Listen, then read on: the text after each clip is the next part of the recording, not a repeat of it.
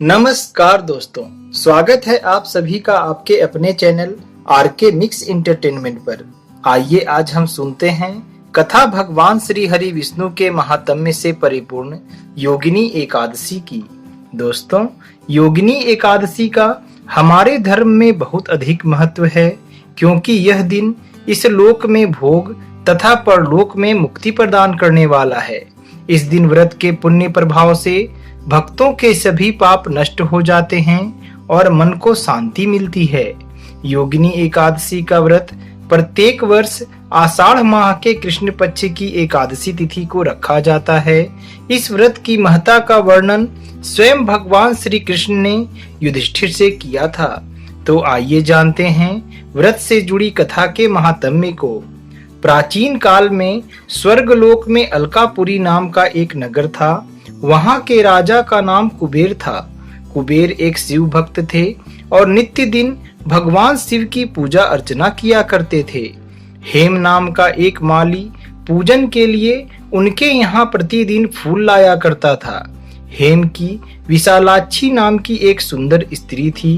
एक दिन वह माली मानसरोवर से फूल तो ले आया, परंतु अपने काम के प्रति आसक्त होने के कारण वह फूलों को राजा के पास ले जाना भूल गया और उसने फूल अपने घर पर ही रख दिए और अपनी पत्नी के सौंदर्य से प्रभावित होकर उसके साथ रमन करने लगा और भोग विलास में आसक्त होते हुए उसे समय का जरा भी भान ना रहा और देखते ही देखते दोपहर का समय हो गया।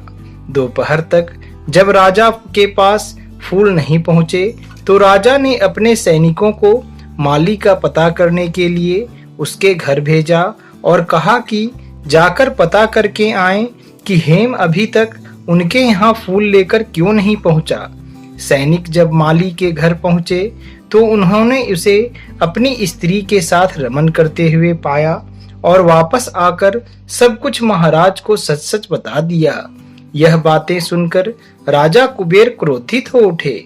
उन्होंने सैनिकों से कहा, कैसे कोई व्यक्ति कार्य के समय भी स्त्री के मोह में इतना डूब सकता है कि उसे समय का कोई आभास ही ना रहे।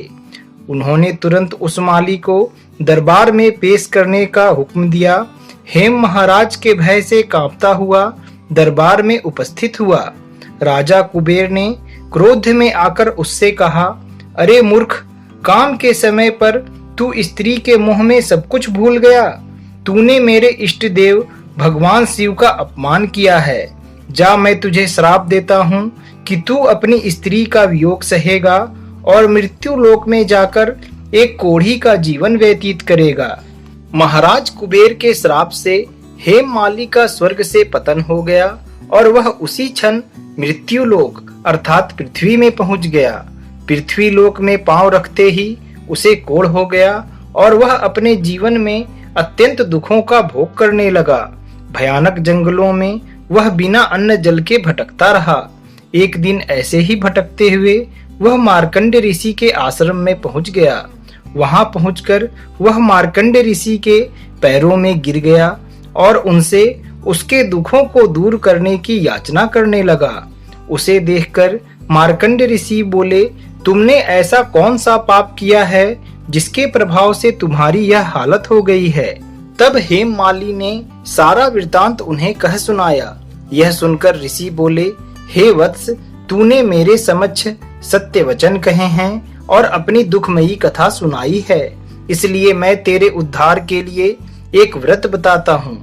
यदि तू आषाढ़ मास के कृष्ण पक्ष को योगिनी नाम की एकादशी का व्रत विधि पूर्वक करेगा तो तेरे सारे पाप नष्ट हो जाएंगे।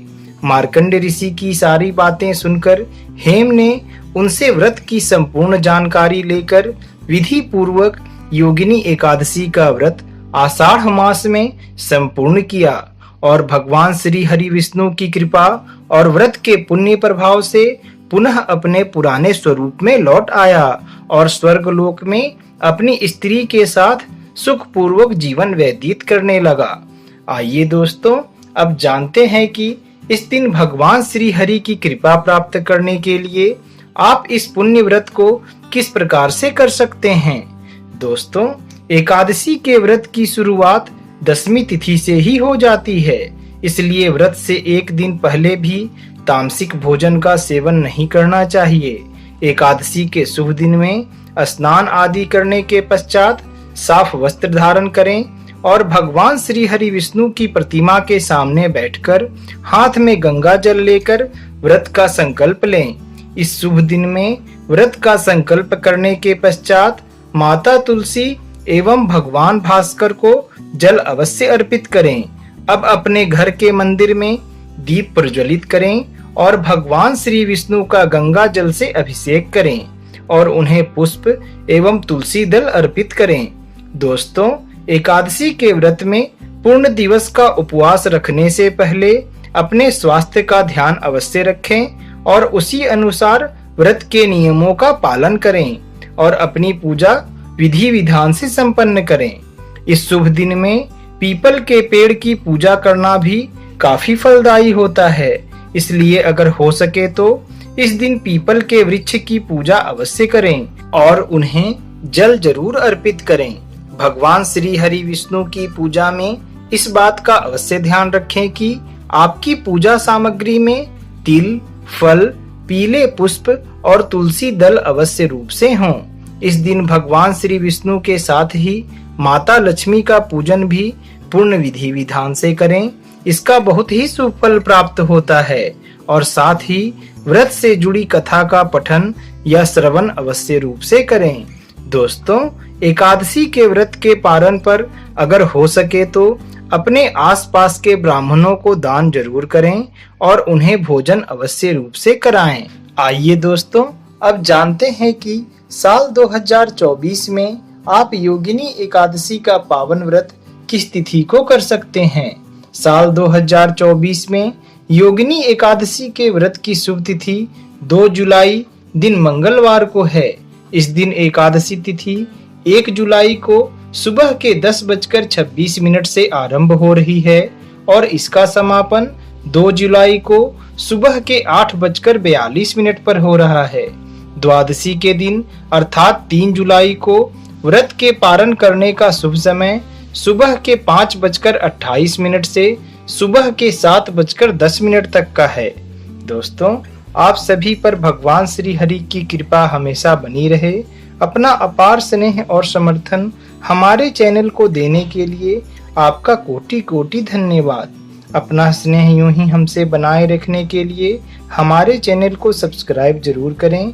जय श्री विष्णु।